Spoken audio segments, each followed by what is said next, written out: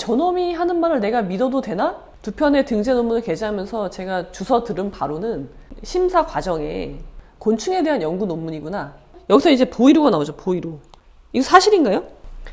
예, 여러분 안녕하십니까. 오늘은 즐거운 3.1절입니다. 오늘은 휴일이지만 저는 자영업자니까 오늘도 나와서 일을 하고 있어요. 오늘 밖에 비가 옵니다. 비가 굉장히 많이 오는데요. 봄비일 거라고 생각을 하고 비가 올 때는 일을 하면서 이렇게 믹스 커피를 한 잔 마시면 굉장히 기분이 좋죠. 이 공간은 제가 강의나 오프라인 미팅을 하는 휴유제라는 장소고요. 오늘 제가 여러분들에게 드릴 말씀은 유튜버 보겸 씨하고 그 윤지성 교수님 사이에서 발생한 논란에 대해서 말씀을 드릴 거예요. 과연 그리고 고소가 가능한 것인지, 그리고 고소를 한다면 과연 처벌을 받을 것인지. 왜냐면 고소는 내가 하면 하는 거잖아요. 그렇지만 그것이 법적으로 처벌을 받을 것이냐는 또 별개의 문제이기 때문에 그 두 가지에 대해서 한번 말씀을 드려보겠습니다. 근데 그러려면 먼저 그 논문에 대해서 좀 알아봐야 되잖아요. 자, 본격적으로 말씀을 드리기 전에 몇 가지 이제 기초 지식을 좀 말씀을 드릴게요. 그 논문이라는 건요, 사람들 다 논문을 많이 쓰죠. 학자들이 논문을 많이 쓰는데, 그러니까 학술지에다 논문을 쓰잖아요. 근데 학술지는 두 가지가 있죠. 하나는 등재 학술지가 있고, 하나는 아닌 거죠. 그렇게 분류가 되는데, 등재 학술지에 게재가 되면 내 논문이 게재가 됐다. 그럼 그거는 본인한테도 굉장히 좋지만 자신을 평가하는, 특히 학자로서 평가하는 점수가 굉장히 많이 올라가요. 그러니까 학자를 평가하는 요소가 논문인 거죠. 등재 학술지, 그러니까 얼마나 저명한 학술지에 내 논문이 실렸냐, 1년에 몇 편 실렸냐, 그런 것들이 그것밖에 없거든요. 교수를 판단할 유일한 객관적인 자료는 그거밖에 없다는 거죠. 그래서 굉장히 중요하죠. 저도 여러분, 저는 학자가 아니지만, 저는 학자가 아니고 실무자지만 등재 학술지에 논문을 썼습니다. 자, 저는 지금까지 2개를 썼는데요. 좀 자랑을 하면요, 저의 첫 번째 논문은요, 국방정책연구라는 그 등재 학술지에, 카이다라고 하죠, 우리가. 한국국방연구원 2014년에 논문을 실었어요. 제목이 뭐냐면 현대전에서의 법률전과 우리 군에 대한 함의, 중국 인민해방군의 시각을 중심으로거든요. 그러니까 제가 이 논문을 쓴 건 언제였냐면, 제가 칭화대학교 법학과 법학 석사 과정으로 유학을 가서 국비 유학을 갔잖아요.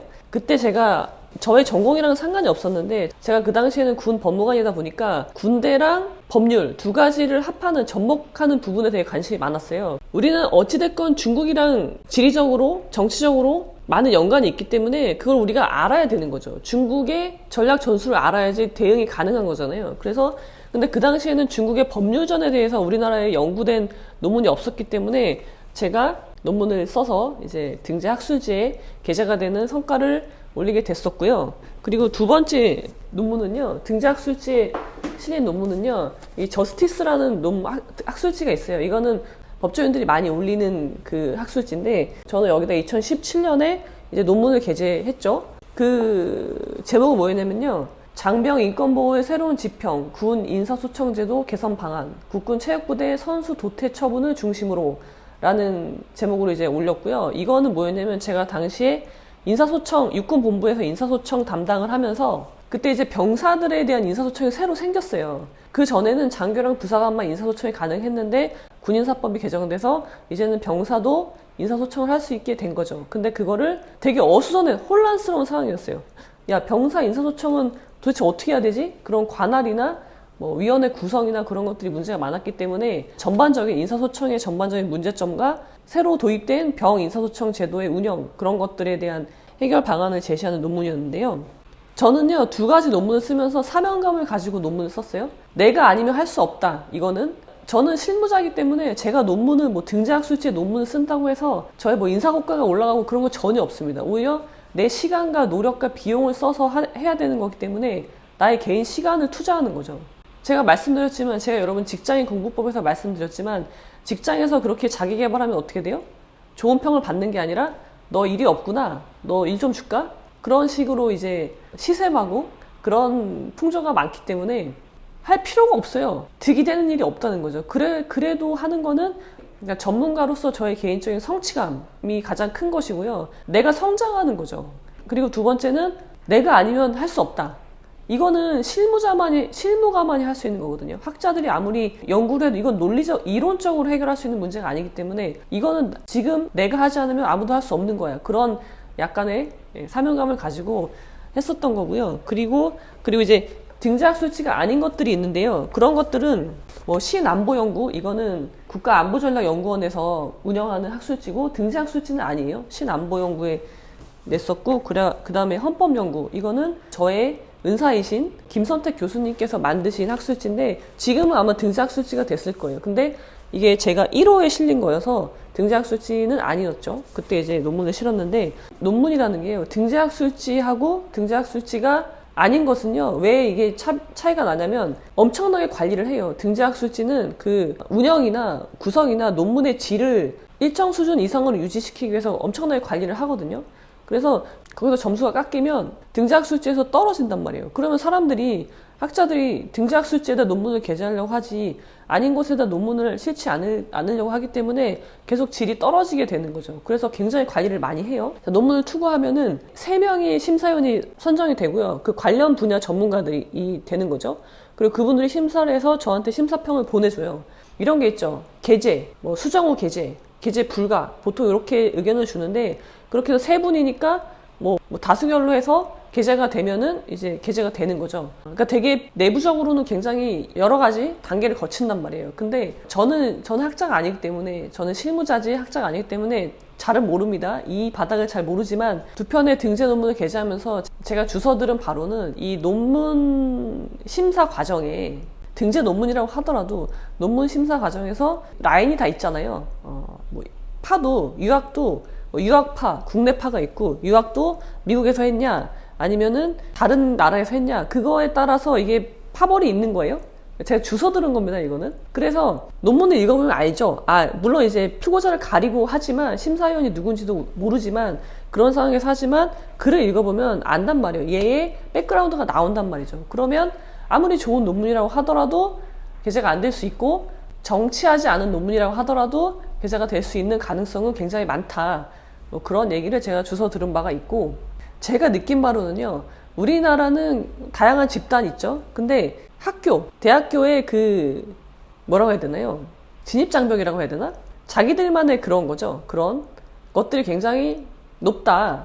자, 그렇습니다. 제가 서두에 너무 말을 많이 했는데요.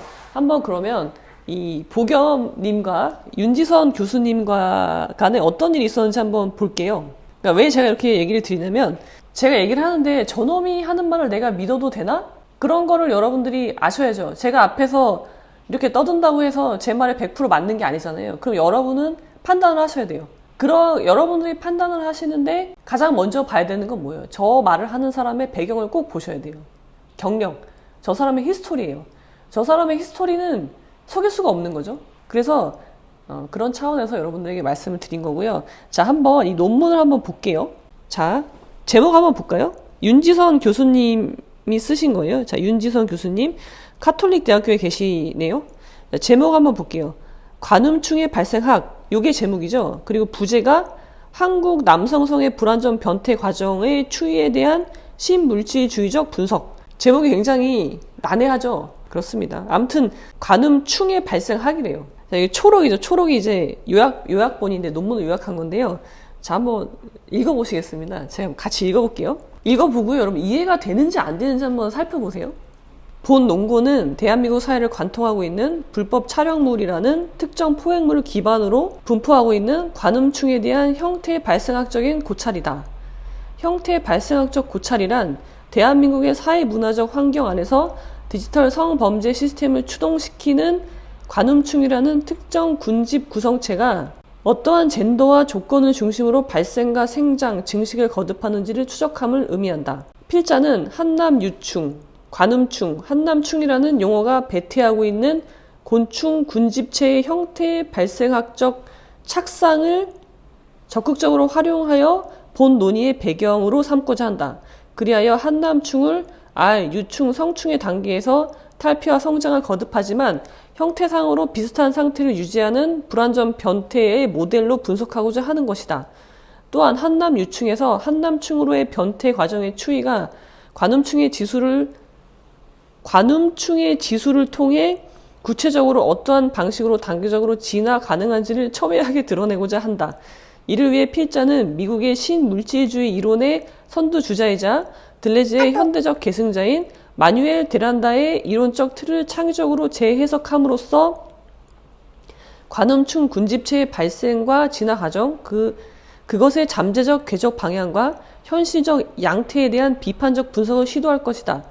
그러하기에 첫째, 데란다가 제시한 군집 구성체적 사고 틀을 통해 한국에서 태어난 남아가 어떻게 관음충으로 집단적으로 생장 진화하는가를 분석하고자 사회 문화적으로 다양한 자가복제 기제들을 들여다보도록 하겠다.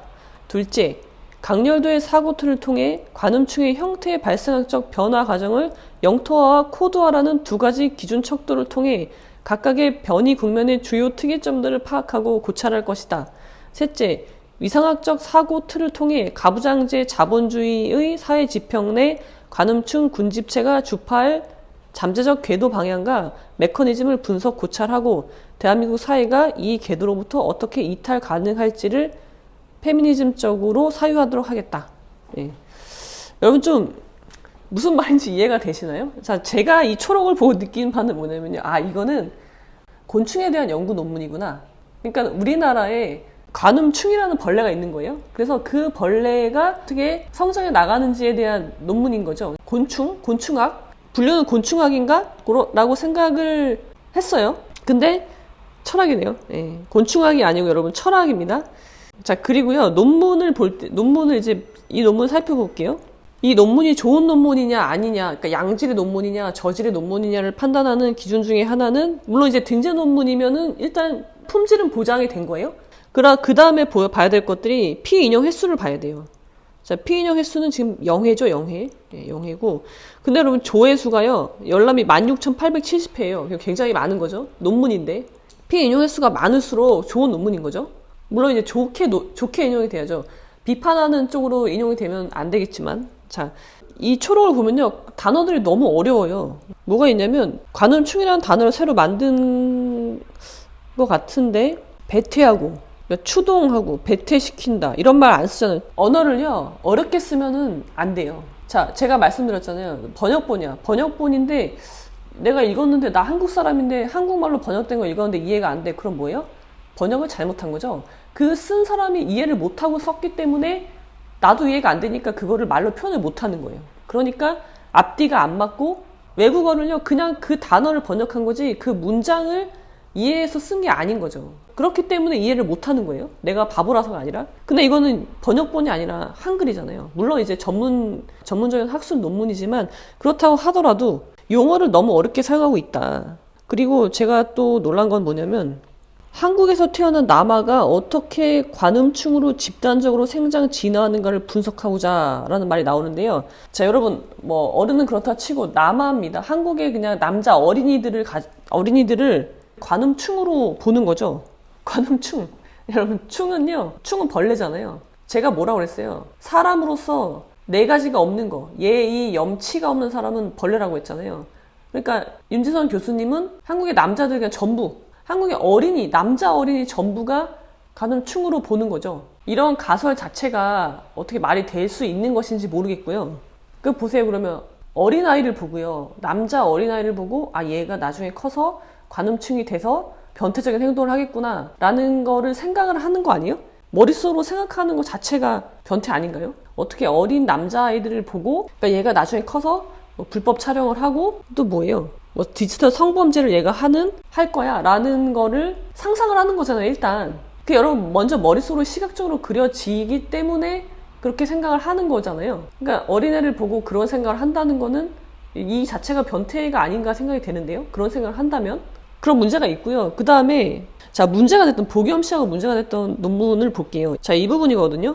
미디어 크리에이터들의 무분별하고 여성 혐오적인 콘텐츠의 반복 노출은 한국 남아들에게 성적 대상화된 여성의 몸에 대한 관음증적 시선의 모방과 체득, 여성 혐오 용어놀이, 보이루와 여성 비하의 행동을 자기 방출적이며 공격적인 남성성 표출의 모델로 동일시하게 하였다. 되게 단정적으로 표현을 하잖아요. 한국 남아들에게 하였다. 남아들 전부예요. 남아들 전부. 남아라는 건 남자 어린이잖아요. 남자 어린이 전부를 이렇게 만들었다. 동일시하게 했다. 예외가 없어요. 너무 독단적이지 않은가 싶은데요. 그리고 여기서 이제 보이루가 나오죠.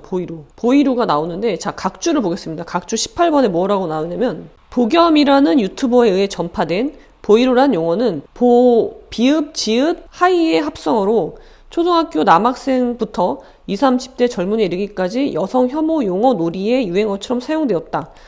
이거 사실인가요? 이거는 그냥 논문이고 자기의 의견을 표명하는 거기 때문에 그 의견이 옳다 그르다는 중요하지 않아요. 근데 최소한 논문에다 자기 의견을 내려면 근거가 있어야 되거든요. 그 근거는 사실에 입각한 근거여야죠. 자기 생각, 추측만 가지고 논문을 쓸 수는 없어요. 그리고 그런 논문이 3명이 심사하는 심사 과정을 거쳐서 등재학술지에 등재될 수가 없는 거죠. 그렇다면 자 볼게요. 보겸이라는 유튜버에 의해서 전파된 보이로, 이건 맞아요. 이건 사실이죠. 근데 보이로라는 용어가 이런 뜻을 갖고 있는지에 대해서 확인을 했냐는 거예요. 이게 사실인가요? 뭐 보이로라는 용어를 초등학교 남학생부터 20, 30대 젊은이가 여성 혐오 용어 놀이로 유행어처럼 사용되는 경우도 있겠죠. 그렇게 쓰지 않는 사람도 있잖아요. 그런 의미로 쓰지 않는 사람도 있잖아요. 근데 모든 사람이 이건 여성 혐오 용어로 쓰고 있다라고 또 단정을 하고 있죠. 이것도 단정이잖아요. 자, 그 다음에 가장 중요한 건요. 이 보겸님이 보이로라는 용어를 정말 이런 뜻으로 썼냐, 그거를 확인을 해야죠. 만약에 그게 확실하지 않다면 제가 듣기로는 보겸님은 그냥 보겸하이로의 합성어로 사용한 걸로 알고 있어요. 그렇다면 그게 아니라면 윤지선 교수님이 최소한 이런 등재학술지 논문을 쓸 때는 확인이 안 된 사실 이렇게 쓰면 안 되죠. 어떻게 써야 돼요? 보겸이라는 유튜버에 의해 전파된 보이로란 용어는 일부 사람들에 의해서 비읍, 지읒, 하이의 합성어로 사용되어지고 있다. 그렇게 써야 맞는 거죠. 마치 보겸님이 그런 의미로 쓴 것처럼, 그런 의미로 썼고 일부러 전파한 것처럼 썼잖아요. 이거는 대단히 잘못된 거잖아요. 그쵸? 좋은 논문인지 아닌지 볼 때는요, 각주를 보면 돼요. 어떤 걸 인용했고 어떻게 인용했는지를 보면은 본문 내용을 보지 않아도 이게 좋은 논문인지 알 수 있거든요. 그래서 각주가 굉장히 중요합니다. 논문에서는 본문보다 각주가 더 중요해요. 근데 각주에 이미 이런 사실이 적시되어 있는데 이거에 대한 사실 확인조차 하지 않고 등재학술지 심사위원들이 이걸 통과시켰다. 굉장히 놀라운 사실입니다. 자, 논문에 대해서 여기까지 살펴보도록 하고요. 학문의 자유는 인정이 되니까 저의 개인적인 의견을 말씀드린 거예요. 자, 그렇다면은 과연 보겸님이 이걸 문제 삼아서 뭐 논문 내용은 뭐 그분의 윤지선 교수님의 주장이고 생각이니까 그거를 뭐 따질 필요는 전혀 없지만 여기에 언급된 보겸님이 윤지선 교수님의 행위를 문제 삼을 수 있느냐를 살펴볼게요. 자, 우리 형법에는요 이런 조항이 있습니다. 309조에 출판물 등에 의한 명예훼손이 있어요. 자, 이걸 보면은 사람을 비방할 목적으로 신문, 잡지 또는 라디오, 기타 출판물에 의하여 제307조 1항의 죄를 범한 자, 이거는 이제 307조 1항 명예훼손인데요. 이거는 사실적시 명예훼손이에요. 그러면은 3년 이하의 징역, 700만 원 이하의 벌금에 처하고요. 2항을 보면요. 307조 2항의 죄를 범한 자, 이건 이제 허위사실이죠. 허위사실을 적시하면은 출판물로, 그러면은 7년 이하의 징역으로 올라갑니다. 출판물은 굉장히 파급력이 크죠. 게다가 등재학술지라는 건요, 그 영향력도 어마어마하단 말이에요. 그런데 그런 도구를 통해서 누군가의 명예를 훼손하잖아요. 그러면은 형이 당연히 높을 수밖에 없죠. 근데 그게 허위사실이야. 그럼 더 높아지는 거예요. 자, 그럼 여기에 해당이 될까 볼게요. 먼저 뭐가 있어야 되냐면요. 물론 보겸님은 윤지선 교수님을 명예훼손으로 고소할 수가 있어요. 그건 보겸님이 선택하실 문제인데, 그럼 이게 법적으로 처벌을 받을 것이냐의 문제가 돼요. 근데 그러려면은 그게 구성 요건에 해당하는지를 봐야 되는데, 자, 뭐가 필요합니까? 사람을 비방할 목적이 있어야 돼요. 논문은 출판물이 맞죠? 그리고 뭐 사실이든 허위사실이든 적시하면 처벌을 받아요. 그럼 여기서 핵심은 뭐냐면 사람을 비방할 목적이 있었냐? 이게 핵심이 되는 거죠. 그러면 윤지선 교수님이 보겸님을 비방할 목적이 있었느냐? 그게 이제 고소를 한다면 그 부분을 집중적으로 다루게 되는 거겠죠. 일반 명예훼손은 비방 목적이 필요 없거든요. 그렇다면은 만약에 비방할 목적이 인정되기 어렵다. 그러면은 그냥 출판물을 빼고 명예훼손으로 고소를 하면 되겠죠. 그래서 과연 학문의 자유의 한계는 어디까지인가? 다른 사람의 권리를 침해하면서까지 학문의 자유를 보장해 줄 것인가? 그러니까 권리의 충돌 문제인 거죠. 그래서 이거는 법원의 판단을 받아볼 필요가 있다고 생각을 해요. 이게 학술 논문이기 때문에 더 문제가 되는 거예요. 정확하게 써야죠. 단어를. 그냥 감정에 욱해서 그냥 쓰는 게 아니잖아요. 그러면은 굉장히 많은 탈고 과정을 거쳐서 문장을 다듬고 거기다 심사위원회의 심사를 거쳐서 등재가 되는 것인데 확실하지 않은 사실을 단정적으로 표현을 하는 거는 문제가 있다고 생각을 합니다. 그리고요, 그 한남충이라는 말, 비하적인 표현이 맞죠? 거기다 더 나가서 충, 한남 유충, 대한민국의 남자 어린아이들을 한남 유충이라고 표현하는 것에 대해서는 심각한 우려를 표하지 않을 수가 없어요. 자, 여기까지가 제 의견이고요.